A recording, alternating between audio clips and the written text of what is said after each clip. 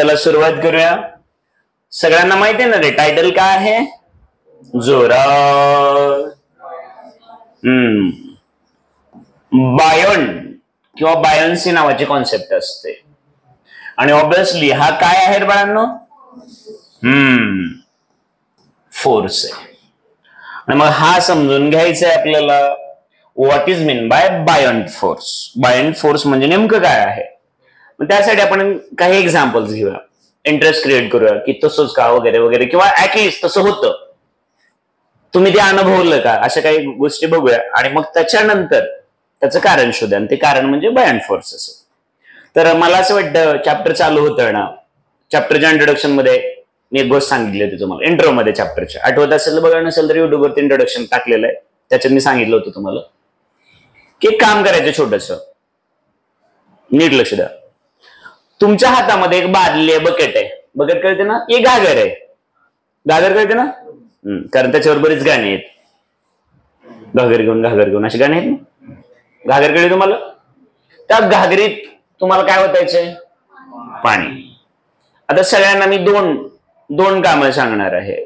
भरलेली आहे घागर, ती तुम्हाला उचलायची आणि अशा हातात पकडून ठेवायचे. आता तुमच्या हातात काय आहे? घागर. कशानं भरलेली आहे? पाण्यानं भरलेली आहे. अप्रॉक्सिमेटली 16 ते 18 लिटरच्या आसपास घागर असते. म्हणजे एक सरासरी एक 15-16 किलो आणि त्या घागरीचे किलोभर असं एक जवळपास लमसम म्हणूया 20 किलो वजन असतं त्याचं, असं बोलूया आपण, थोडं कमी ना जास्त. मग तुम्ही तुमच्या उजव्या किंवा डाव्या हातामध्ये ती घागर पकडलेली आहे, त्याचं वजन साधारणतः किती? 20 किलो आहे. आणि अशी होल्ड करून ठेवली, समजा 5-10 सेकंड ठेवली, 15 सेकंड ठेवली, तर तुम्हाला ते जड वाटतं ना बऱ्यापैकी? तर तुम्ही 2 दिवस 4 दिवस 5 दिवस असं धरून ठेवता गडळ हातात असल्यासारखं, नाही ना? बऱ्यापैकी तुम्हाला त्रास व्हायला लागतो. मग तुम्हाला कळतो की बाबा ही घागर खूप जड आहे, बरोबर आहे की नाही? पहिला प्रयोगातला पहिला पार्ट संपला. दुसरा पार्ट, माणूस तोच आहे म्हणजे तुम्हीच आहे, घागर तीच भरलेली आहे, बरोबर आहे ना? आता तुम्ही एक छोटस काम करायचं, छोटस साधं सोपं. आता एक तलाव आहे, त्या तलावात बऱ्यापैकी समजा तुमच्या गुडघ्याला, मांड्याला, कमरेला पाणी असेल तिथपर्यंत आतमध्ये जायचं आणि ती घागर तशीच भरलेली. आता ती घागर भरलेली घागर तुम्ही पाण्यात सोडायची. पाण्यात आता पूर्ण भरलेलीच घागर आहे, पण आता ती कशी आहे? पाण्यात आहे. पाण्यात तुम्ही पकडून ठेवायची, पाण्यात. तर आता तुम्हाला ती आणखी जड वाटेल ना, कारण त्याच्या डोक्यावर थोडं पाणी आणखी आलं. काय वाटतं तुम्हाला? ते हलकी वाटते. म्हणजे सेम भरलेली घागर जेव्हा तुम्ही एअर मध्ये पकडून ठेवता, एअर मध्ये, तेव्हा ती तुम्हाला कशी वाटते? जड वाटते. आणि सेम तीच घागर जर तुम्ही पाण्यात पकडून ठेवली तर तुम्हाला ती हलकी वाटते. मग घागर तीच आहे, याचा अर्थ मास तेच आहे. मास तेच आहे म्हणजे ऍक्च्युअल त्या घागरीचं वेट तेच आहे, पण एअर मध्ये तुम्हाला कमी आहे असं फील झालं आणि पाण्यामध्ये जास्त असं फील झालं, बरोबर आहे की नाही? एवढ्यात फक्त शीतलचं लक्ष होतं. ती म्हणत होती त्या अंबरला कसं काही चुकीचं बोलायला लागले, बाकी एवढं मला असं वाटलं नाही. मग एअर मध्ये जास्त आणि पाण्यामध्ये कमी, बरोबर आहे ना? मग याची कारणं शोधावी लागतील आणि याचं उत्तर कुणाला सापडलं होतं अगोदर? आर्किमिडीजला सापडलेलं आहे. आणि मला कॉन्सेप्ट अशी की तो तसंच ओरडत गेला होता, युरेका युरेका. म्हणजे त्याला असं वाटत होतं की मी खूप मोठा शोध लावला, आणि खरंच होतं त्या काळातला शोध. मग आपण हा फोर्स समजून घेणार आहोत की बायोंट म्हणजे नेमकं काय असेल. तर ऑब्विसली बायांनो, हा काय आहे? आणि नक्कीच हा असा फोर्स आहे की तो कसा ऍक्ट होणार आहे. आणि तुम्हाला माहित आहे परपेंडिक्युलर फोर्सला दुसरं नाव काय वापरायचं? जोरात बोलत जावं, थर्स्ट. मग एकदम सिस्टमॅटिक. दुसरी गोष्ट, आणखी मी एक एबीसीडी तुम्हाला शिकवणार आहे. बाळांनो, माझं माझं माझं माझं असं काहीतरी आहे. माझं मास किती आहे?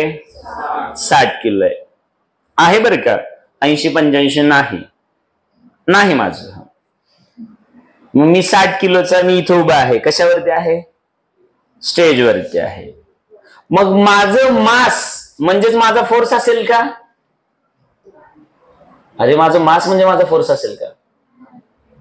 माझं वेट म्हणजे माझा, मग माझं मास इमॅजिन करा ऍक्सिलरेशन ड्यू टू ग्रॅव्हिटी बाहेर सगळीकडं 9.8 मीटर पर सेकंड स्क्वेअर आहे ना, आणि इथं आपल्या जिजाऊ क्लासेसमध्ये 10 आहे म्हटलं. किती आहे म्हटलं? एखादं बाहेरचं म्हणून तसं कसं काय, मला आमची लेकरं हुशार आहेत. मग किती घेतलं हे? 10 मीटर पर सेकंड स्क्वेअर. मग माझं वेट डब्ल्यू म्हणजेच एम इंटू जी ना, बरोबर आहे ना. मग एम 60 जी 10 म्हणजे 6000 ना. लक्ष करायचं आज कस काय 600.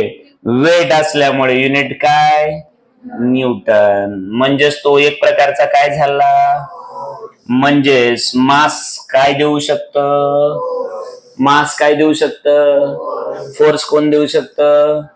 मास काय देऊ शकतं? फोर्स कोण देऊ शकतं? असले क्लासेस आवडतात की नाही तुम्हाला? अरे चोरांनो, मला माहित आहे, बरोबर आहे की नाही? हा, असं 5 वेळा म्हणलं की लेकरू म्हणतं आत्ताच सांगेन ना म्हणा सर, म्हणजे मला कळतं बघा. पहिले 5 देवाला सर, मला ते काल क्रिकेट खेळायला गेलो, पहिला बॉल प्रशांत सर टाकत होते, मला त्यांचे पहिल्याच बॉलवर आउट होतं का नाही, म्हणलं प्रशांत सर ट्रायल बर का, कुठं पहिल्याच बॉल आउट होतोय, बरोबर आहे की नाही? तसं 5 वेळा सांगितलं देवाला, तर 6व्या वेळी तर मला कळेल.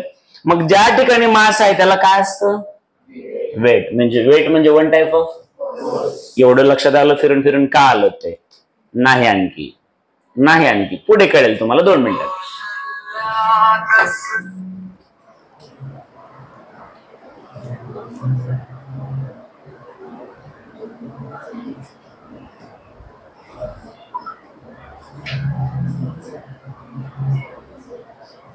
गलती से मिस्टेक. हा, मग आता मला सांगा, एवढं सगळं कळलं तर आता तुमच्या लक्षात येईल मग हे नको बाबा, आता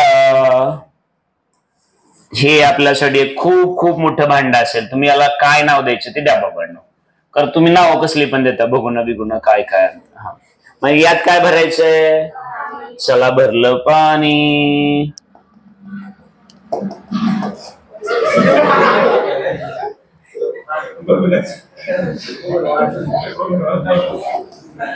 आवाज कसा झाला रे? नाही.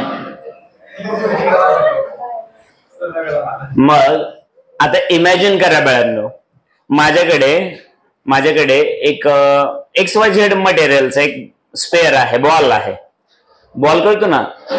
एक एक्झाम्पलच घ्यायचं म्हटलं तर मला असं वाटतं परफेक्ट एक्झाम्पल तुम्ही बऱ्याचदा बघितलं असेल की आपण जर एक कलिंगड घेतलं, कलिंगड, आणि ते जर याच्यामध्ये टाकलं, पाण्याच्या हौदात टाकलं, तर ते वर पण येत नाही, खाली पण जात नाही, बऱ्यापैकी सरफेसला असतं, बरोबर आहे ना. आता असं इमॅजिन करा बाळांनो, असं इमॅजिन करा की ते कलिंगड जे आहे ना ते इथं असं आलंय समजा, हे ठीक आहे, हे कलिंगड आहे. असं थोडस मला वरती नंतर दाखवता येईल, पण एक असं बोललोय. मग आता मला सांगा की हे कलिंगड ज्यावेळेस पाण्यात गेलं असेल त्यावेळेस पाणी आहे तेवढं राहिलं का पाण्याची हाईट वाढलेली असते? तुम्हाला सोडलं, तुम्ही लय भारी उत्तर दिलं. अरे हे तर त्या कावळ्याला माहित आहे. कावळ्याची गोष्ट माहित आहे का तुम्हाला? हा, होय रे, कावळ्या माहित आहे ना. हा, तो काय करतो, एक खडा टाकला की पाणी वरती आलं. वरती का पाणी आलं? कारण त्या पाण्याची जागा त्या दगडाने घेतली होती. परत दुसरा खडा, तिसरा खडा, चौथा खडा, खड्यावर खडा टाकत गेला, पाणी हळूहळू वरती आलं, बरोबर आहे ना. मग आम्ही एक कलिंगड टाकल्यानंतर पाणी थोडं तर वर गेलं असेल ना, बरोबर आहे की नाही. आणि समजा बाळांनो जर हेच भांड काटोकाट भरलं असतं आणि मी त्याच्यात कलिंगड टाकलं असतं तर पाणी बाहेर सांडलं असतं ना. अरे एवढं तर कळतं का नाही? आणि जर हे कळालं नाही तर तुम्ही कावळ्यापेक्षा मंद ना रे. कारण कावळ्याला कळालं होतं की त्याच्यात भांड्यात खडा टाकलं पाणी वर येत. तुम्हाला ते तेवढं इकडे ना गेल्यानंतर तो कावळा तुम्ही डोमकावळे का? मला सांगा. मग आता प्रश्न असा आहे बाळांनो की समजा हे कलिंगड आहे 5 किलोचं. कितीचं आहे? जोरात बोला रे. 5 किलोचं आहे. 5 किलोचं कलिंगड आहे. मग आता त्याचं वेट mg 5 गुणिले 9.8 नाही, आपल्याकडे किती आहे? शोध आपणच लावलाय म्हणायचं. मग हे किती होणार? 60 ना. असं असतं वय. सॉरी बरं का, गणितच नाही काय झालं की. हा आणि हे किलोग्राम बरोबर आहे की नाही? लक्ष देईल आज. काय अवघड आहे आज दिवस कुठे उगवला काय कळ नाही. आज आमची ज्ञानेश्वरी पहिल्यांदा नावासारखं वागायला लागली. मग आता हे कलिंगड जे आहे, कलिंगडाचं वेट किती आहे सोन्यानो? 50 न्यूटन. म्हणजे पृथ्वी त्याला ओढायला चालू केलं. मग जर मी आता एअर मध्ये जर पकडलं असतं ते, तर मला 50 न्यूटनचं कलिंगड वाटलं असतं ना. 5 किलोचं म्हणजेच कितीचं? 50 न्यूटनचं. मग मला जड वाटतं ना. मग मी तेच कलिंगड असं इथं जाऊन इथं हात लावला, तर पाण्यात धरला असं पाण्यात. तर आता मला सांग, आता हलकं वाटेल ना? का बरं हलकं वाटायला लागलं? तर बघूया आता बाळांनो नेमकं काय होतं. तर आता थोड्या वेळासाठी असं इमॅजिन करायचं की याचा जो काही व्हॉल्यूम आहे, व्हॉल्यूम म्हणजे साईज बरं का, साईज. मग त्याची जेवढी साईज आहे, जेवढी काही साईज आहे तेवढं, जेवढं मोठं कलिंगड तेवढं पाणी बाजूला सारखं होणार ना.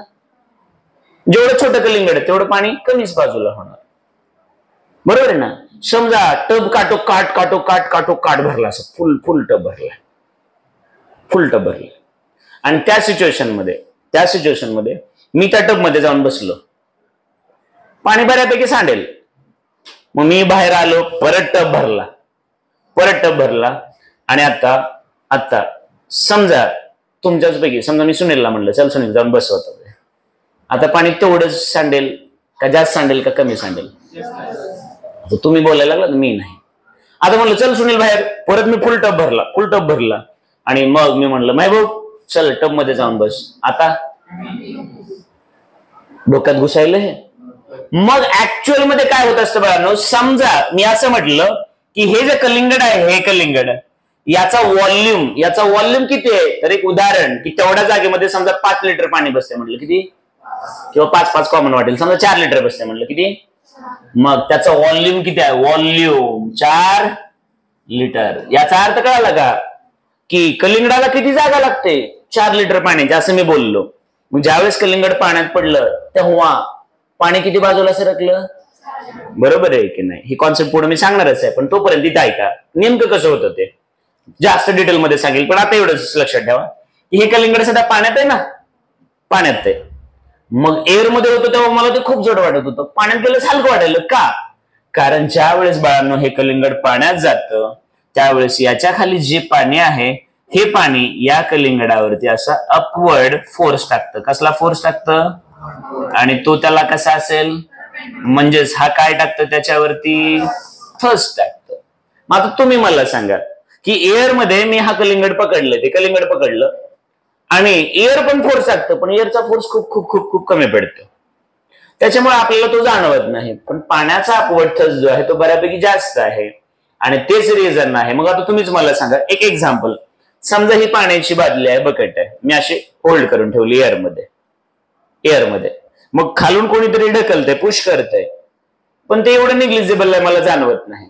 हेच मी पाण्यात जाऊन असं पाणी आहे, पाणी फुल असं पाणी भरलेलं त्या टब मध्ये आणि पाणी बॉटल अशी टाकली, तर ते पाणी जास्त जोराने याला पुश करतं ना, त्याच्यामुळे मला तेवढं जड वाटेल का?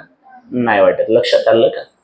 मग बायंट फोर्स म्हणजेच काय आहे बाळांनो? तर तुमच्या लक्षात आलं असेल, बायंट फोर्स म्हणजेच हा अपवर्ड फोर्स आहे. बरोबर आहे की नाही?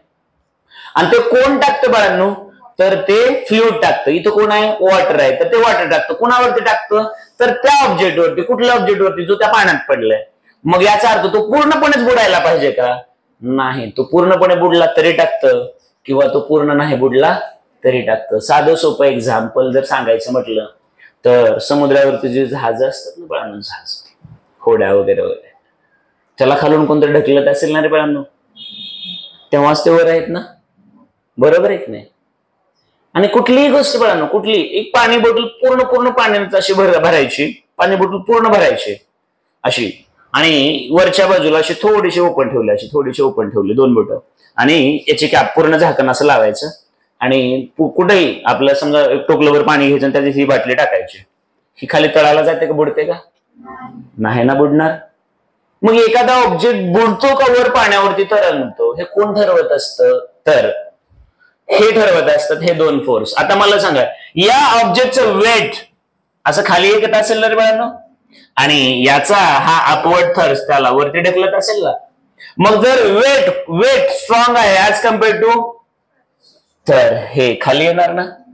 आणि जर हा बऱ्यापैकी स्ट्रॉंग असेल तर तो याला कुठे घेऊन जाणार, वर म्हणजे ढगात का सरफेसला. मग एखादी प्लास्टिकची रिकामी पाण्या बॉटल टाकली तर ती कुठे जाणार, सरफेसला तरंगत राहते. आणि जर दगड टाकला तर, समजते मी काय बोलतो ते. मग आपण म्हणतो ज्याची डेन्सिटी जास्त तो लगेच पटकन खाली जातो, ऑब्व्हियसली जाणारच, कारण डेन्सिटी जास्त म्हणजे नकळतपणे त्याचा मास आणि व्हॉल्यूम. मग व्हॉल्यूम कमी म्हणल्यानंतर खालचा फोर्स पण कमी झाला, बरोबर आहे की नाही. आणि वेट जास्त म्हणजे वरचा वाढतो. आणि त्याच्यामुळे तुम्ही कधी पण बघायचं, आपली गोटी असेल, दगड असेल, छोटी असेल जड वस्तू लोखंडाची वस्तू पटकन पाण्यात जातात. आणि तिथं जर तुम्ही एखादी गोष्ट, एखादा भोपळा टाकला, एखादी प्लास्टिक, एखादा थर्मोकॉल किंवा आणखी काहीतरी हलकी वस्तू टाकली, ती वर तरंगत राहते. काही ऑब्जेक्ट मधल्या रेंजमध्ये येतात, ते बऱ्यापैकी पाण्यात जातात, थोडे बुडतात पण पूर्ण बुडणार नाहीत, थोडेसे बुडतात, थोडेसे वरच्या लेवलला राहतात. लक्षात आलं का. ह्या सगळ्या गोष्टी बघणं याच्यावरती डिपेंड असतात. मग बायंट फोर्स म्हणजेच नेमकं काय आहे, तर तो कसला फोर्स आहे, थर्स्ट आहे, अपवर्ड फोर्स आहे, बरोबर आहे ना. तो कोणावर ऍक्ट होतो, तर अशा ऑब्जेक्टवर जो की त्या पाण्यामध्ये एकतर पूर्ण बुडला असेल किंवा थोडाफार बुडला असेल. लक्षात आलं का.